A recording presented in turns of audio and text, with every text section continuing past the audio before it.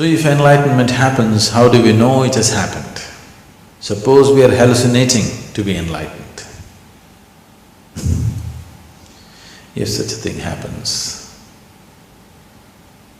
it will be clearer than daylight. It's not something that you can miss. It is not that kind of an event that you could miss it. You will not miss it. But when I say this, there is a problem attached to this because these days it is going on in many places. For a certain fee, within a weekend's time you can get enlightened. You'll be declared enlightened by somebody. Really it's happening everywhere. If you just pay a certain amount of money, one weekend you can get enlightened. I remember in the 60s, in the 1960s, in California, people set up certain businesses, enlightenment services. The advertisement I remember very well. If you go to India, it will take 12 years of hardship. Okay. $50, 30 minutes, you can get enlightened. They were just using psychedelic machines. You put up certain visuals and certain sounds, it'll just blow your mind apart. Because of the sounds and the visuals, when you come out, you come in a daze. You feel like you have really gotten somewhere. This used to be the advertisement. $50, 30 minutes. If you go to India, 12 years of hardship. Here, it's California, quick, new technology. These 1960 machines, this old technology has now infiltrated into India. Some people have installed these machines and they are claiming within a weekend they can enlighten you.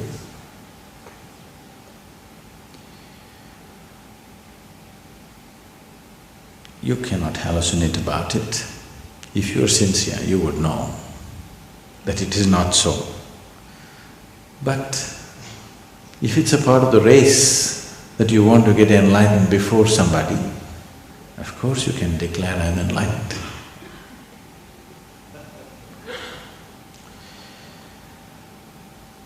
It is just that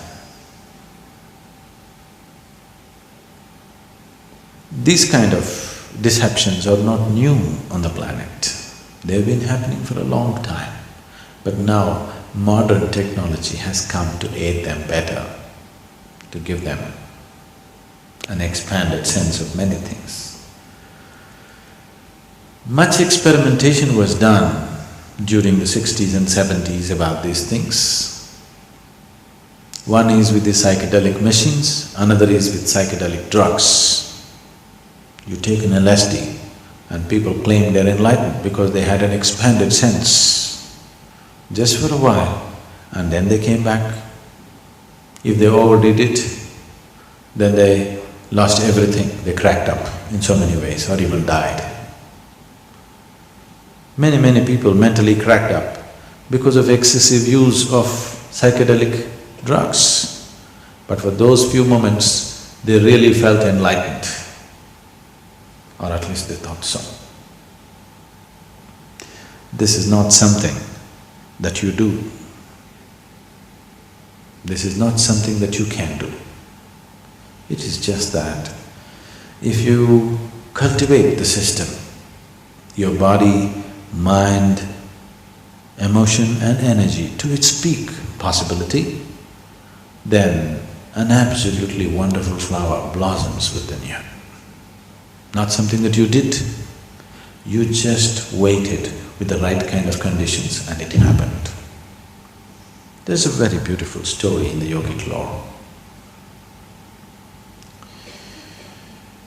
On a certain day, 4 men were walking in the forest. These 4 men were walking in the forest. One is a Gnana Yogi, another is a Bhakti Yogi, another is a Karma Yogi, and the last one is a Kriya Yogi. These 4 people can never stay together. They cannot be together. Because a Gnana Yogi means yoga of intelligence. He's a man of intellect, great intellect. He has complete disdain for everybody. He thinks everybody is a fool. Especially these bhakti yogis who are doing Ram Ram or whatever, in his mind they look like utter idiots. He can't stand them. Isn't it? Do you think?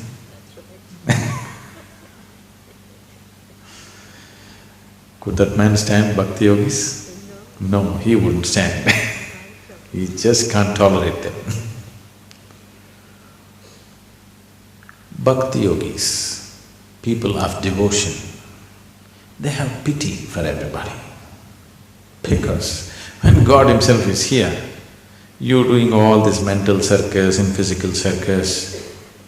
It's just stupid, isn't it? Just hold God's hand and walk into heaven.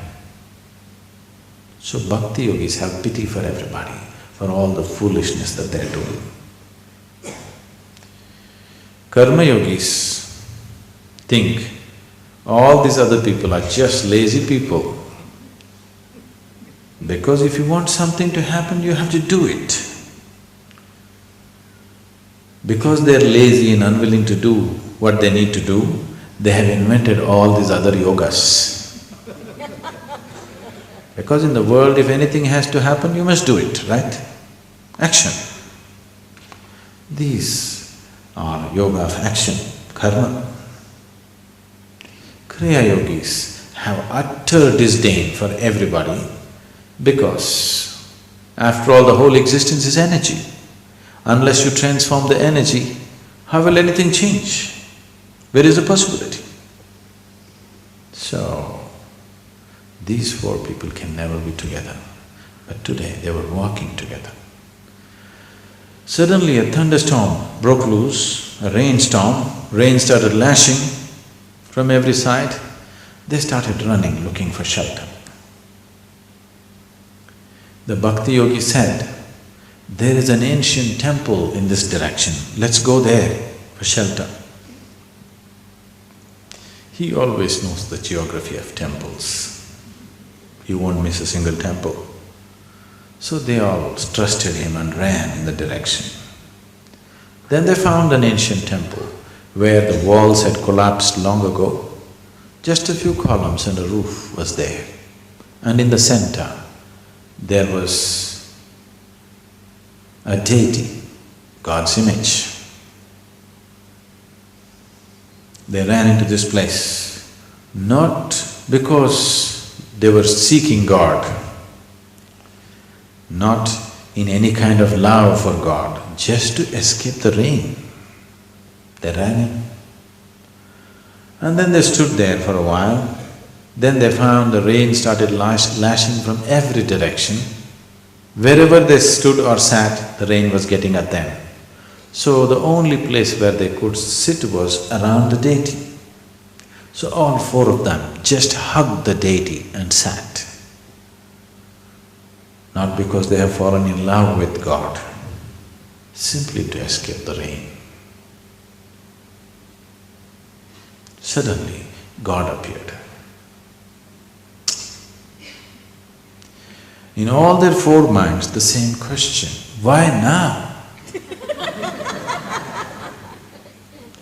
We did so much yoga, we did so much puja, worship and so many things. You didn't come then. Now when we're just escaping the rain, why now?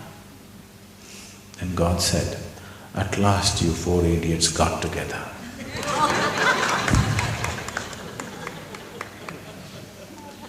Without these four things getting together within you, your head, your heart, your hands and your energy, unless it all falls into place, unless all of it reaches its peak, it will not happen.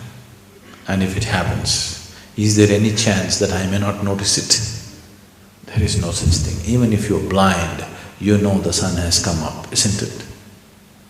Yes? Yes. Even if you're blind, you still know the sun has come up because nobody can miss it. It is not a small event that anybody can miss. You may not know whether you're born or not born, but if you get enlightened, you will know. It's much bigger than that.